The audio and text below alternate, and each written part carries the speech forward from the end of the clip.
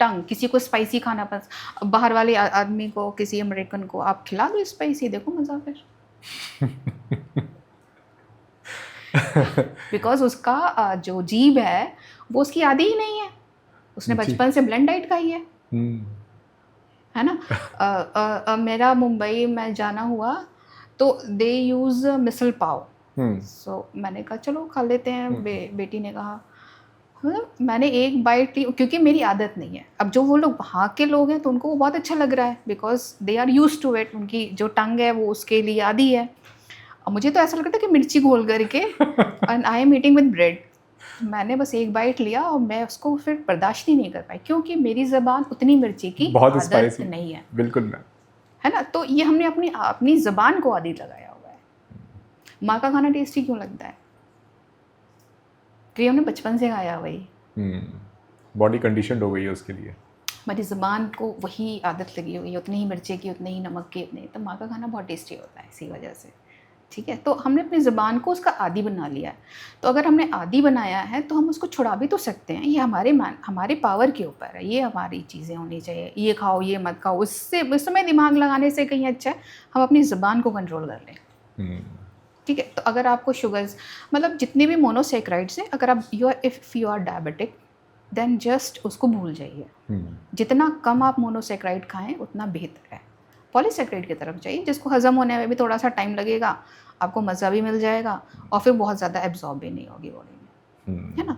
और carbohydrate full meal उनके लिए बेहतर है जो हैवी वर्क कर रहे हैं एंड जिनको क्विक एनर्जी की ज़रूरत है। हाँ, जिनको quick, nothing is quick there, उसको भी हज़म होने में 2 घंटा लग रहा है। जी है ना, एटलीस्ट 2 घंटा लगेगा। फिर स्टमक भरेगा, फिर पाइलोरिक स्फिंक्टर से बाहर निकलेगा, फिर जुजिनम में जाएगा, फिर थोड़ा सा तो टाइम चाहिए बेचारे को। हाँ, अल्कोहल होगा तो वो क्विक देगा क्योंकि वो स्टमक में ही एब्जॉर्ब हो जाता है और सीधे सीधे आपके नर्व्स में जाएगा और फिर आपको एकदम हिलेला डुलेला करके कहीं पे पड़ा होंगे आप। ठीक है, तो वो तो अलग चीज़ हो गई। Quick, there is nothing quick in the body. So हाँ, ग्लूकोज अगर आपने लिया है तो तुरंत एब्जॉर्ब हो जाएगा, तुरंत एब्जॉर्ब, स्टमक से एब्जॉर्ब, क्योंकि वो ऑलरेडी एक हज़म किया हुआ खाना है कि सिर्फ उसको एब्जॉर्ब होना है, तो वो तुरंत एनर्जी देगा वो आपको। If you are low in energy you have to take the glucose. फिर वही है, तो आपका जो कार्बोहाइड्रेट कंटेंट है वो कम होगा, प्रोटीन कंटेंट बढ़ेगा, विटामिन कंटेंट वही रहेगा। अगर कोशिश कर सकते हैं बढ़ाने की तो बढ़ाइए, और जो सेल्यूलोज वाला पार्ट है वो ज़्यादा होगा। ओके, सेल्यूलोज इसलिए ज़्यादा होगा, सेल्यूलोज 2 काम करता है। फर्स्ट, आपके स्टमक में सटैडी की फीलिंग देगा, जैसे आपने खाना खाया है और उसमें सेल्यूलोज ज़्यादा है तो आपको जल्दी से लगेगा पेट भर गया मेरा, अच्छा, भूखे नहीं हैं।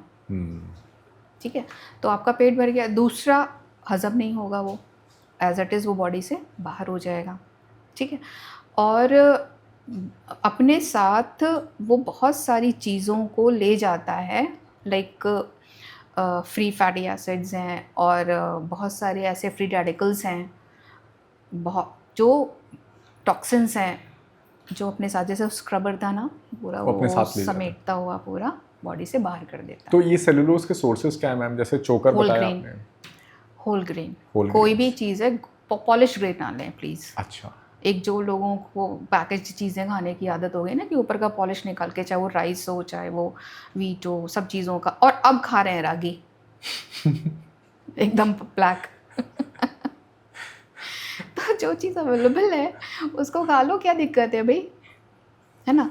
और जो हमारे मोटे अनाज थे ना, मिलेट ईयर भी बनाया गया है लास्ट ईयर, तो जो है मिलेट्स जितने भी हैं मोटे अनाज जिसको हम बोलते हैं, ज्वार, बाजरा, रागी एंड ऑल, उसको आप फिर बढ़ा दें अपने डाइट में, तो उसमें रफेज ज़्यादा है, प्रोटीन भी है।